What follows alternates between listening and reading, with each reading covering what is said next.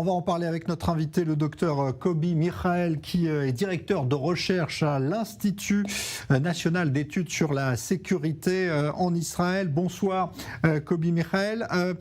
Je voudrais qu'on essaie de comprendre un petit peu cette histoire. Il faut préciser que la famille de cet Iranien qui a été exécuté nie qu'il ait pu être un espion et dit que ses aveux ont été extorqués. Est-ce que vous pensez, vous, que l'histoire qui nous est racontée en détail aujourd'hui est plausible ?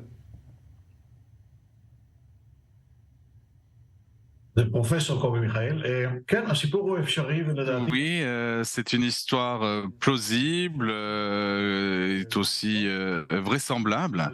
Je ne pense que nous ne devons pas nous étonner du fait que l'Iran est facilement pénétrable aux organisations de renseignement occidentales, qu'il s'agisse des services de renseignement britanniques, qui sont excellents, les services de renseignement américains, et aussi les services de renseignement israéliens, bien sûr. Il y a quand même une motivation qu'on a du mal à percevoir, parce qu'il a été apparemment à l'abri du besoin financier. C'était quelqu'un qui s'était reconverti dans le privé, qui avait donc des activités en Europe, à Londres, c'est pour ça qu'il voyageait beaucoup.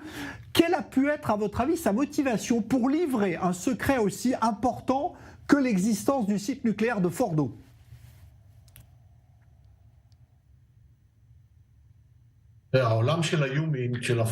Le monde des renseignements humains, de l'UMINT, c'est un monde antique, fascinant et qui est lié à l'âme humaine. Il peut y avoir toutes sortes de motivations, mais qui sont toujours liées à l'âme humaine. Je ne connais pas cette personne, donc je ne peux pas savoir quelles étaient ses motivations psychologiques, mais je suis sûr qu'il y en avait.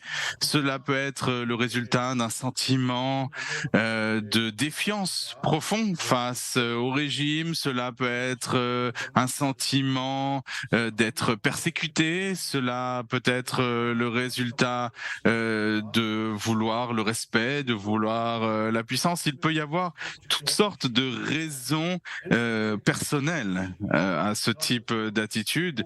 Bien sûr, enrôler telle personne, c'est vraiment de l'art. Il faut trouver les points faibles de sa personnalité pour le mener à franchir le Rubicon. Il faut beaucoup d'infrastructures de renseignement, il faut beaucoup de professionnalisme et les services de renseignement, comme les services de renseignement britanniques, savent le faire.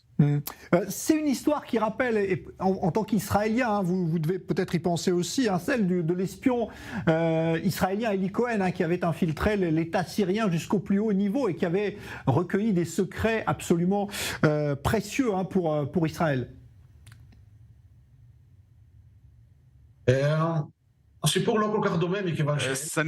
une histoire qui n'est pas tout à fait semblable. D'abord parce que Eli Cohen était juif, était israélien. Il est venu en Syrie en provenance d'Argentine et il arrivait à s'intégrer progressivement parmi les dirigeants syriens. Ici, c'est un Iranien qui fait partie de cette élite et qui a été recruté alors qu'il occupait déjà un poste important. Et comme je l'ai dit, on a su identifier ses points faibles et à mon avis, ce business qu'il avait en Europe, c'était une couverture du service des renseignements britanniques pour lui permettre de voyager entre l'Iran et l'Europe pour pouvoir le rencontrer.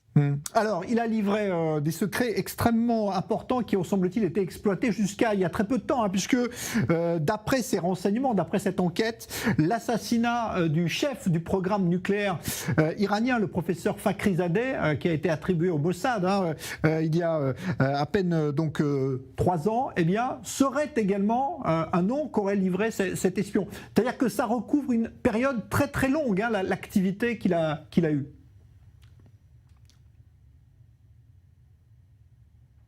Oui, effectivement, il a été actif pendant de nombreuses années et a fourni apparemment des renseignements de valeur importante. Et je suppose que dans le cadre de la coopération entre les services de renseignement britanniques, israéliens, américains, qui se sont renforcés dans le contexte iranien, mais pas seulement, ces services de renseignement ont probablement échangé des renseignements qu'ils détenaient. Et si effectivement Israël est derrière l'assassinat de Faridzadeh, effectivement, il est probable qu'elle ait utilisé des renseignements qu'elle a obtenus d'autres services de renseignement amis. Et il est expliqué que ce secret de Fordo était ignoré par les services de renseignement qui pourtant surveillaient l'Iran de très près. C'est-à-dire qu'en 2008, on ignorait qu'un site nucléaire militaire était caché par les Iraniens. Et pourtant, il y a eu ensuite l'accord de Vienne. Est-ce que ça veut dire que les Occidentaux ont été finalement dans le mur, alors qu'ils savaient qu'il y avait un vrai programme nucléaire militaire? Ils ont espéré quand même faire changer l'Iran d'avis par la diplomatie? Ça vous semble être une erreur stratégique?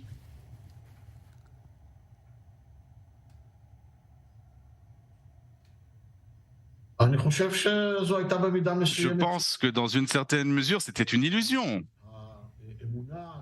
La croyance que dans le cadre d'un accord diplomatique, l'Iran accepterait de faire machine arrière par rapport à ses objectifs qu'elle s'était fixés dans le cadre de ses efforts pour appuyer son hégémonie régionale, pour garantir la stabilité du régime. Je pense qu'il y avait dans cela une certaine naïveté, et je suppose que pour parvenir à une situation dans laquelle l'Iran fera machine arrière quant à son programme nucléaire, il faudra mener d'autres types d'actions. Et ben voilà donc cette histoire peu banale. Merci de l'avoir commenté avec nous, docteur Kobi Michael. Je rappelle que vous êtes directeur de recherche à l'INSS, l'Institut national d'études sur la sécurité en Israël, ancien directeur adjoint également au sein du ministère des Affaires stratégiques.